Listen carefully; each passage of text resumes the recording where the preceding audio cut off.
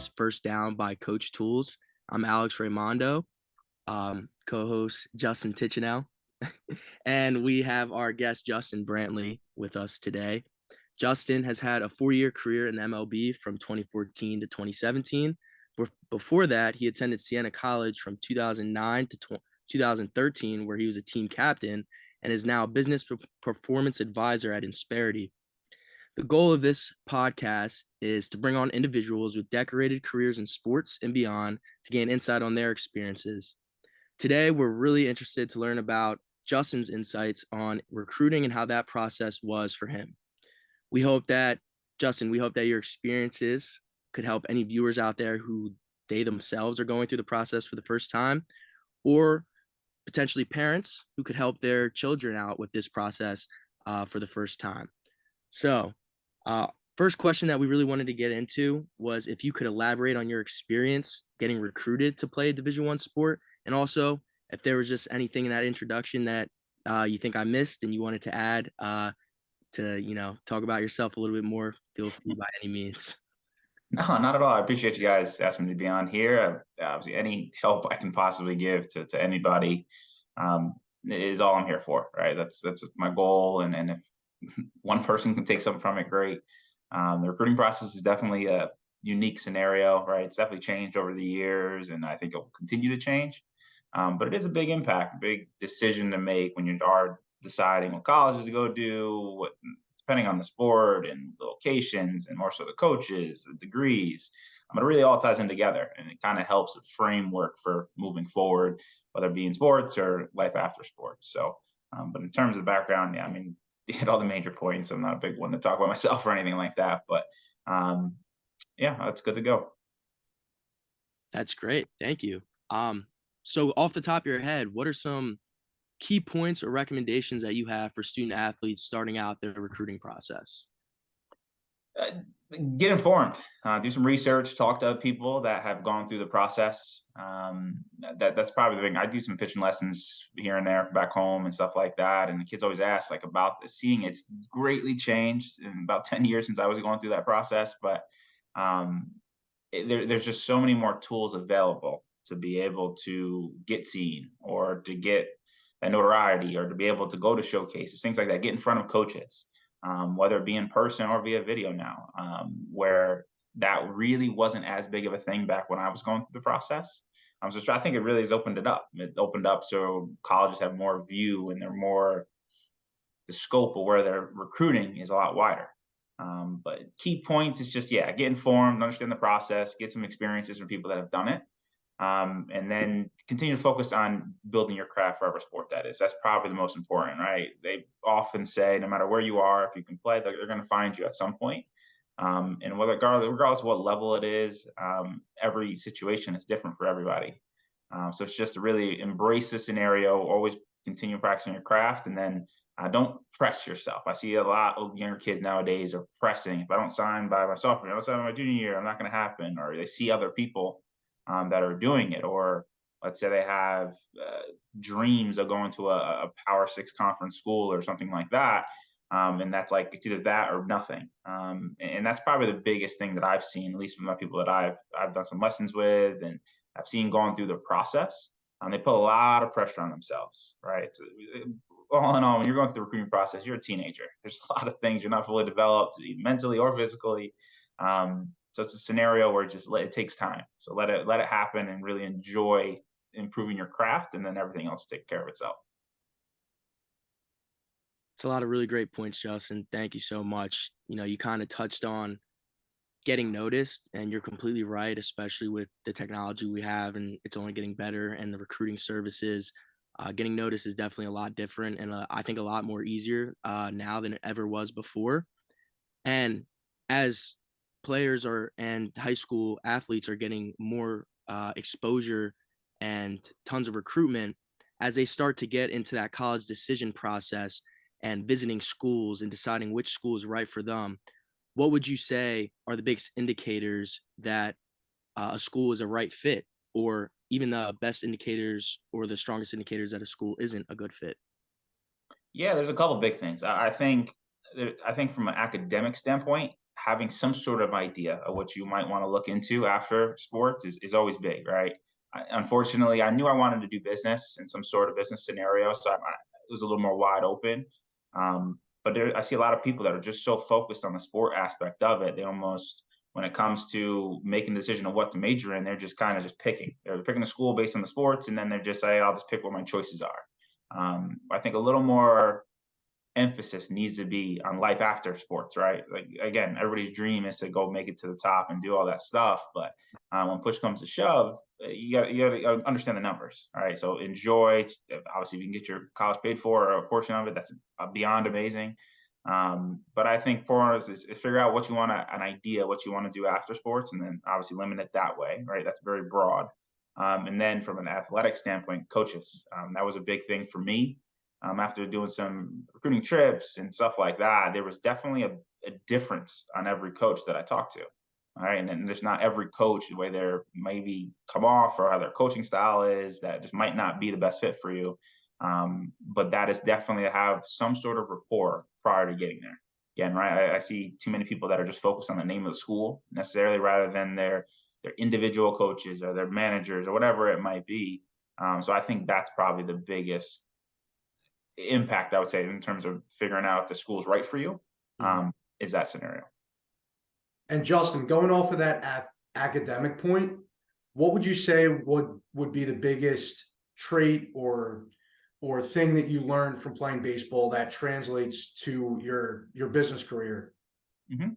Yeah, I mean, I think not the willingness to really. So baseball is an individual sport, right? That's part of a team, right? So I was a pitcher, so I'm out there starting. Not my results aren't fully on myself, but it starts right. So it's very individualized, but it's part of a team aspect. So baseball's a failure sport, right? So if you fail through 7 out of 10 times, you're a Hall of Famer in baseball. So not many things that you can do that with. So I think that kind of lined me up to go into sales pretty good because I understanding failure doesn't really affect me too much. Where I just know it's part of the scenario, part of the game in my mind, and it's going to come, right? You're always living for that next yes rather than seeing 100 no's. So I think the nuances that I learned on the field have very much helped me translate off the field. Right, like I don't usually always bring up sports right away when I'm talking, but if someone asks like about my background, asks about why I got into what I did, it ties 100% back to it, right? Team aspect of things, but it's individual performance that you're impacting the team, and again, there's always a goal, right? For me, I was always very, very competitive. If someone wants to do some sort of competition, it makes everything funner for me. So sales or business is that scenario, right? If I can get sale, or if I can just my primary focus is just help as many businesses as I physically possibly can. That's winning the game in my book. So I think my competitive nature that came from baseball has translated pretty well into the business world.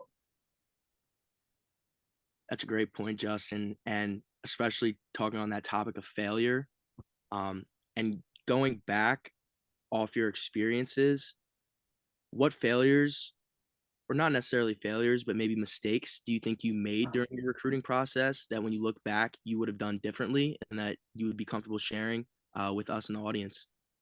Yeah, so again, when I went through the process, I graduated high school in 2009, so it was quite a long time ago. I came from the Northeast and from upstate New York originally. Back then, baseball in Northeast wasn't what it is today. All right. So now people in the Northeast are like, hey, they're not their arms, especially on the pitcher side of things, is they're fresh. They're not overused like it may possibly might be down south. So it's a caveat and it's a plus to really kind of be from that area up here for that. When I was going through, I didn't really do much of get my name out, right? I didn't do many showcases. I didn't do many. I had a travel ball team, but it was more so a local thing. And we did some regional tournaments. Um, I would say if I had one regret was like I not fully understanding the process, right? I didn't know I was a very late bloomer. I grew, my permit when I was 16 says I'm 5'6". I'm about 6'4", 6'1" now. So I went from 5'6" to about 5'11" between my sophomore and my junior year. So when going through that process, I wasn't fully developed, even coming close to fully developed, both physically, mentally, and obviously once the physical kind of grew, the pitching scenario, miles per hour, all that type of stuff kind of came with it. So I was a very, very late bloomer. But if I have any mistake, it was like not putting myself out there more, I guess. But I guess the only reason I didn't do that is because I didn't know. I didn't know much. I didn't I had some people around me that played college sports, but again, I was just playing to play. I started getting, when I got some interest, it kind of all came at once and really quickly. I ended up signing with Siena right before my senior year. So my summer after my junior year was a pretty big one for me in terms of doing showcases, getting invited to things, stuff like that. But I found a situation where I felt comfortable at Siena with Coach Rossi. He's the guy's my coach there, and I thought I made the right decision, and I couldn't be happier about that.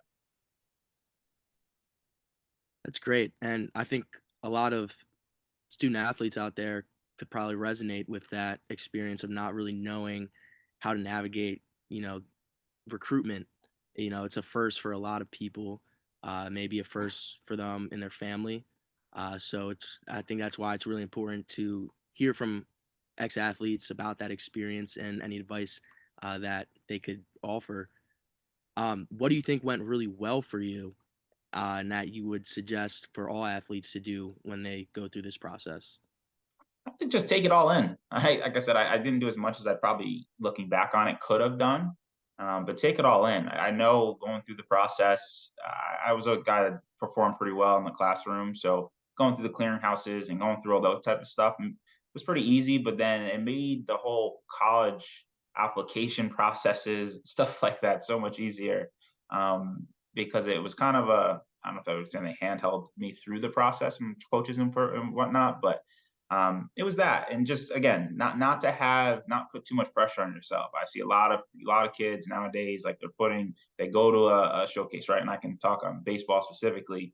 A lot of pitchers that I see a showcase and all of a sudden they start overthrowing and trying to do too much, and then their location gets all over the place, and then they start stressing, and or they start overthrowing on off-speed pitches, and then they don't break in the way they should, and all those types of things. You're not really given a good representation of what you can possibly do, right? And all recruiters, no matter what sports you are, yeah, when you go to a showcase or anything like that, they're looking at just that, but they have background information on you, your stats, what you've done, or the reports.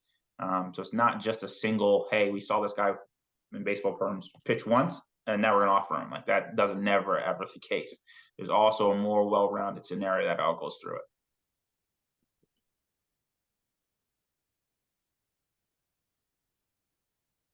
So, talking about that pressure that athletes may feel, I feel like a lot, and it's different for every athlete. They may put that pressure on themselves. They may have outside influences, such as parents or just expectations in general from their community, that could put that pressure on them and really influence their decision making. So I was really curious for you, and that was a very negative influence I just mentioned. But were there any positive figures in your life, such as a coach or a parent, that really influenced your decision or thought process during the recruiting experience? Yeah, I'm surrounded. My family was unbelievably helpful, right? My parents' scenario, they were very very much focused on making sure I get my education and get my degree. Um, and my brother, who's probably the closest person to me by far, he was kind of on both sides of things. He knew I was taking care of the academic stuff, but from a baseball standpoint, he wanted to make sure I was in a good location and stuff like that. And he's 8 years older than I am, so kind of being the overprotective brother, making sure that, hey, if you're comparing these couple schools and some might be in a worse area than others, like why don't you look this way more? And but I was surrounded by good people. I didn't have many people that were trying to fully influence it. It was my full decision. Of course, I take into consideration everybody what their opinions were because they matter to me. But I was surrounded by that. I had a lot of coaches coming up that I could talk to. I was lucky enough. One of my best friends, his father was my travel baseball coach pulling up. He was a second round pick playing in the major leagues. So I had a great and amazing scenario that was always around when I was a kid that could kind of walk me through, not even walk me through the process, but let me know what I was going to expect. Right. So he saw the potential in me prior to anything that I did because I was on a very, very competitive travel ball team, which guys that I'm still best friends with to this day. But he saw some scenarios where he can see the projections, which kind of gave me the real like confidence, right? Because I was always out there, right? I always had a good arm, might be performing well, but again, everybody's a big fish in a small pond. When you're in your local scenario, obviously, when you get to that college level, you're around other people that are also studs everywhere. So that is definitely a difference. And when I got into pro ball, I had a lot more mentors when that happened, right? So there's a lot of coaches. I remember my first day going to spring training, and there was I was on a mound my first day, and I had 15 coaches standing behind me, analyzing by one. They would kind of come up, making a suggestion or have a comment. And it's like, obviously, for any type of coaches, you're gonna come through a million of them. I think it's so important that you obviously take it all in. If they're suggesting, try it. If it works, then you almost got to pick and choose what works for you and what not, and you learn yourself throughout that time. So trust yourself, but obviously the coaches are in a position where they're there for a reason. So trust what they're saying, give it a try. If it works, great. If it's not, then obviously you took it into consideration and continue doing what you're doing. Um, but as of people that were big influences on me, or a positive scenario, I was definitely coaches, a handful, way too many to name, that helped me throughout my entire career, both again in college and professionally. Thank you, Justin, for sharing that. That's great advice. Um, Yeah, and one thing that I wanted to add was one of the biggest takeaways that I've had from that last answer, Justin, was trust the process. And the thing, what's meant to happen will happen. And I think as people go through the recruiting process, that's something they have to have at the top of the mind. And going off of that, taking the advice, taking the different adjustments that the coaches provide you with into consideration, but not over analyzing. I think that would be something that I would recommend, also being an ex-athlete as well. Yeah, I couldn't agree anymore. There's definitely ways to go about it. How you present yourself. I'm in sales, so it's easy to say you're always selling yourself, right?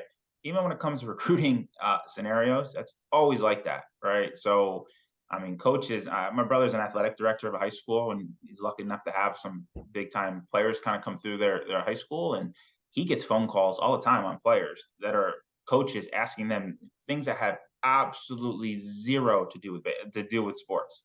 So when it comes to that scenario, knowing, trusting the process isn't just what you're doing on the court or the field or wherever it might be. It's the whole scenario. I've had my coach at Siena call me multiple times after I graduated, with people that are around my area that I either played with or he knew I had connections to, and asked me about their family, in terms, not even family, but like how that guy is as a person or off the field. They're just as important on that, because again, you're everybody's a dime a dozen outside of those top X amount of recruits, dime a dozen around the country. So you need to do something to separate yourself. And they're trying to limit their list down to hone in on who's a great fit for them, right? So they look for outside reasons to be able to do that. So it's more what you're doing on sports, how you treat people. I have college coaches that were going to my basketball games, even though I was playing baseball, had nothing to do with it, just to kind of see how I interact with my teammates and how I am in a group setting, things like that.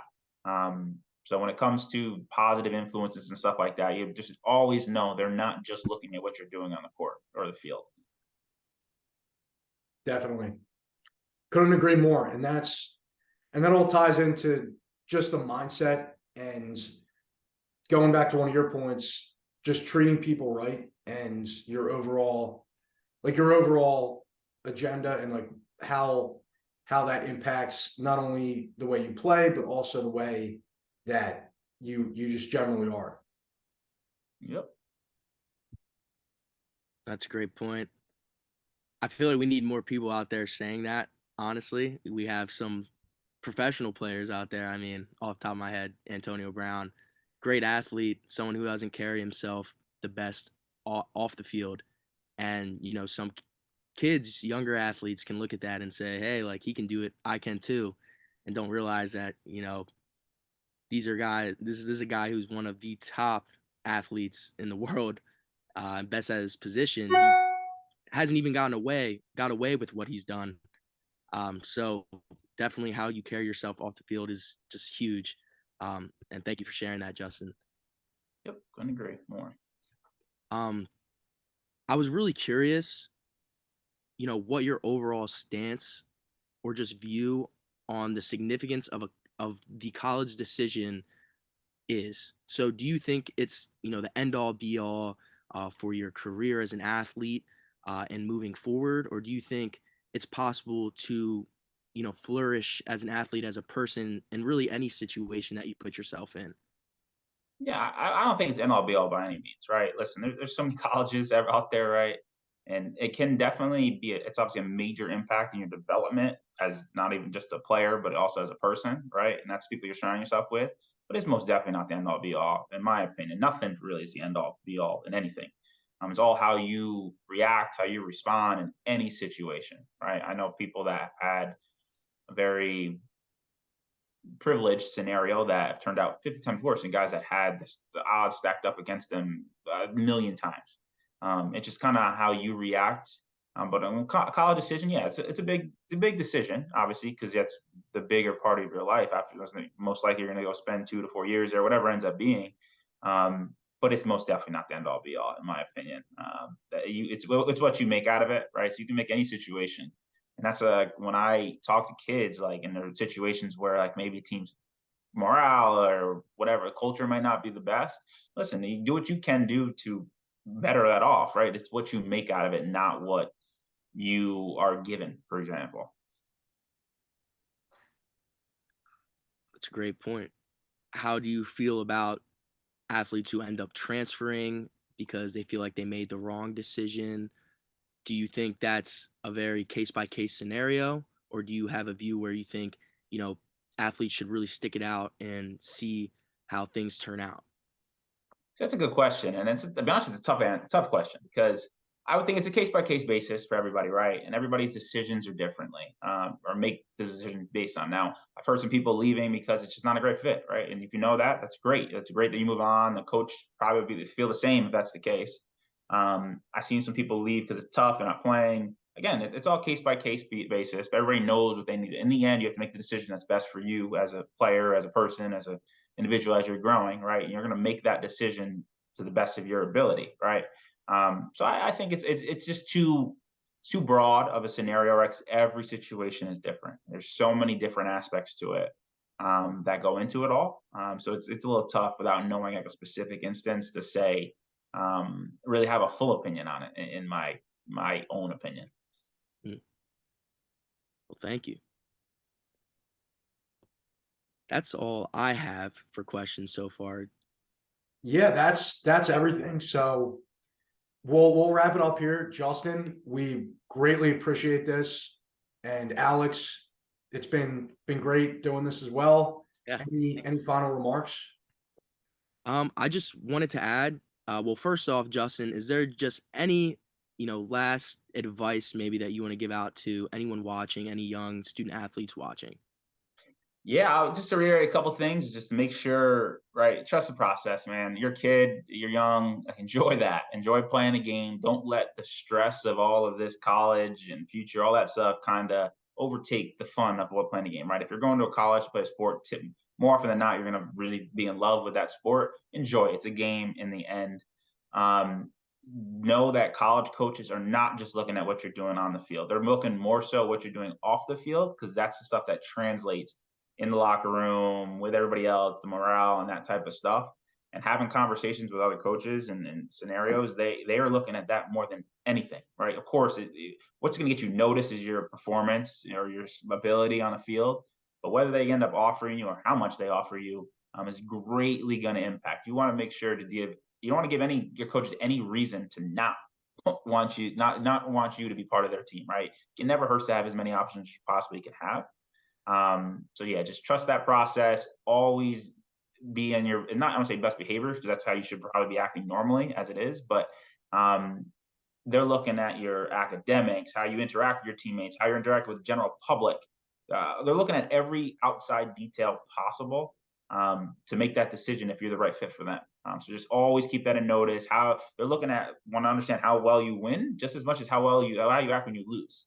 Right? I've had coaches, some people that I know have lost scholarships simply because of how they respond when they lose. Right? And everybody's in this heated moment a lot of times, but you always have to try to stay as much as in control as possible, and just really be out there and just know the eyes are always on you, regardless, right? If you're getting looked at from a college perspective, typically you're probably one of the top performing guys on your team. And if that's the case, look, it's not just your parents, right? And again, everybody's a big fish in a small pond, typically in your high school.